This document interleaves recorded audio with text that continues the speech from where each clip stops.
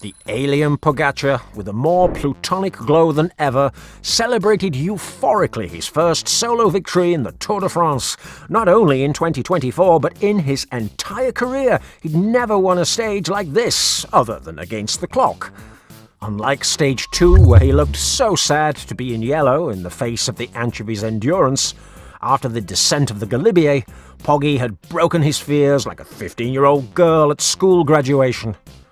The Sonia Duval team is gradually understanding that they must all work for Tadej, and en route they managed to break another record, pulverizing Tramadolito Quintana's record of 2019, despite the fact that today they did not enjoy the famous tailwinds, but rather had to face a scorching headwind. The dangerous Danish anchovy Vingegaard tried to give his best with an impressive uphill performance, but he couldn't complete the work in the final kilometres of the stage.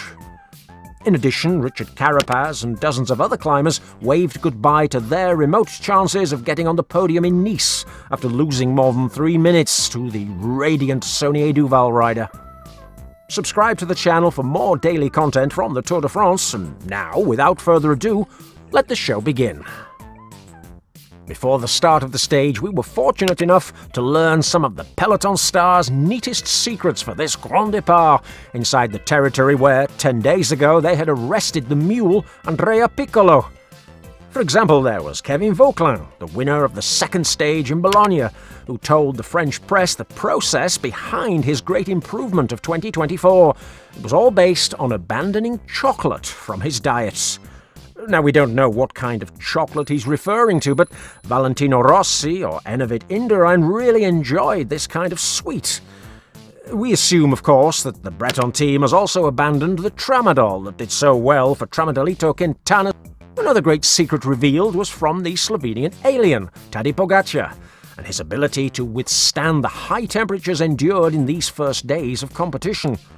This time around, Pogi wanted to train in closed rooms with heaters at more than 40 degrees Celsius, sweating like a 20-year-old boy in front of Jennifer Lopez, all of which has given him a greatly improved heat endurance. Oh, what a pity that Michele Gazzoli and the Mummy of Man could not have trained in that same hot room.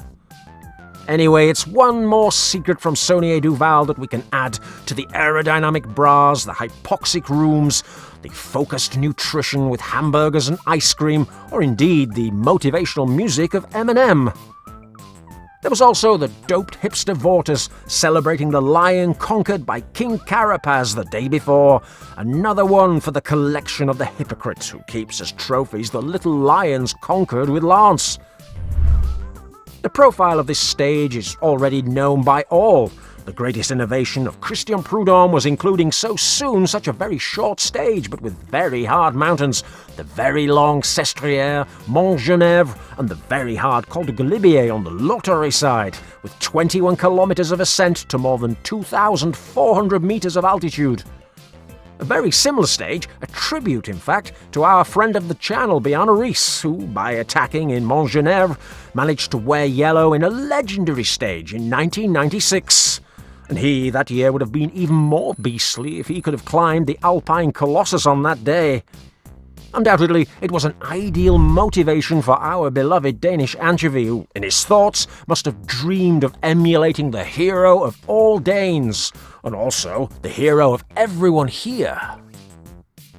After the anti-spectacle of 170 kilometres of near rest yesterday, it was obvious that today the cyclists had to make an effort, not only to the fans to whom they owed a display, but also out of self-respect. And with the day's successful route passing through Sestriere at the beginning, it was accomplished by all. There was Filippo Soler, Pogi's Andorran Gregario, who prevented any breakaway attempts at the start of the day. It took 25 kilometres for the Belgian Rabobank bot to flex his muscles and show superhuman strength, before a fairly large group of varied and dangerous men managed to break away from the bunch. On one side we had two Bretons, who've eliminated chocolate from their diet just like Adele has, famous singer of Skyfall. There was the son of Trampas, Raul Garcia, and his hyperactive compatriot, Christian Rodriguez. There was FDJ with a Marc Matteo who was not backward in coming forward, handing out the famous ketone gels to his riders in the middle of the stage. Valentin Madouas, the promising Gregoire, and the arrogant hypocrite who wanted to destroy Tramadelito, David Gaudu. There was the Jewish Israel Premier Tech team, who included the very strange Williams, who scored 10 points on the 2 climbs, proving that, uphill, Sylvan Adams's bikes are even faster than the Van Rijssel. There was the much improved Uno X, who managed to sneak in Eiking, and the always steady Johannesson. Perhaps he should ask fellow Fjord rider Jonas for advice on how to get fatter and climb even better. The Verandas Willems celebrated the victory of the day before of our Bini by including a guy that we will have to watch very, very closely. The Belgian who only wins in Mallorca and collects withdrawals, Kobe Goossens. Benesto placed the multi-tool Lascano on an ideal stage for his new characteristics shown in the Dauphiné, and Astana sent the guy who dropped by Michele Ferrari's house simply to talk about Asian geopolitics, Alexei Lutsenko.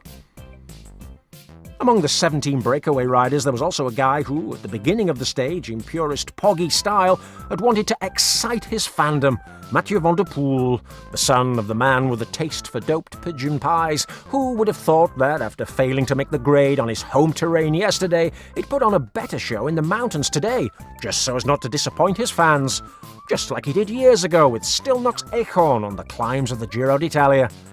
However, today, Saunier Duval wore blue, American mailman blue, and they decided to deliver the crusher on the road to Valois, and they would set it up in the middle of the Col du Galibier. They didn't give themselves a break, even on the descents. Marc Soler was on his day. He had to justify his inclusion in the Duval All-Stars, and he did it with a rolling power worthy of his best days. Sometimes on the point of leaving behind his own teammate, Pogi's BFF Tim Wellens, as if he thought that the important thing was to beat the Galibier record of his once compatriot enemy Tramadelito. This meant that the escapees couldn't reach an advantage of more than 2 minutes, and several of them, such as the former colleague of Ferrari, Lutsenko, or the grandson of the man treated by Dr. Mabuse, began to pedal at the pace of a cyclotouriste. Van der Poel even put on a raincoat, already thinking of taking several flat white coffees while watching the Netherlands football match in the European Championships. I could take this opportunity to remind you that if you subscribe to our Failed Sharks soccer channel and we reach 1,000 subscribers, we can bring you some very interesting videos about doping in that dirty sport business. Feel free to do so. Now, someone who definitely felt free to show that he was really fit was Ernesto Lascano. With the power of an elephant, he was gradually able to leave all his rivals in the breakaway breathless, with all that headwind, showing a face of effort similar to the one Jim Carrey displayed when he put on the mask in the movie of the same name. A great job that allowed him to climb atop the podium as the most combative rider of the stage. But he had nothing to do against the work of Pollitt and Calippo and Pogi's BFF and Sivakov, for they were increasingly destroying the peloton and leaving the anchovy isolated, for he quickly lost the company of Kelderman, Ben Oates, or the military man Lemon. Adam Yates took command of the peloton at an insane pace, for we were already close to 2,000 meters of altitude. But the peloton was so stretched out that it looked like the final kilometers of a flat stage at sea level. And then, when Saunier Duval crushed Lascano, the real show began.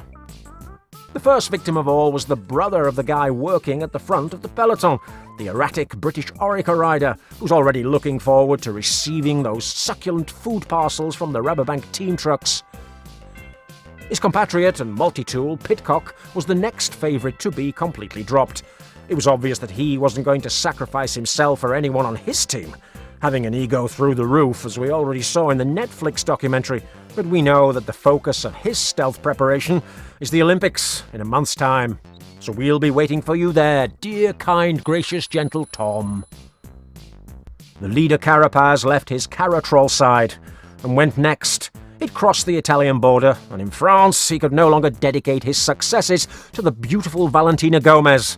And so with a smile on his face, he made Ecuador weep and went on his merry way, saving something to try to win a stage in the future, no doubt.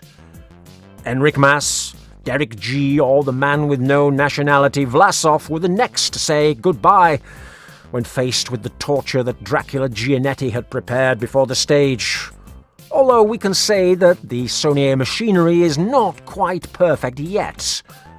When Joao Almeida went to work for someone, probably for the first time in his life, the Dane lost his main support in the mountains.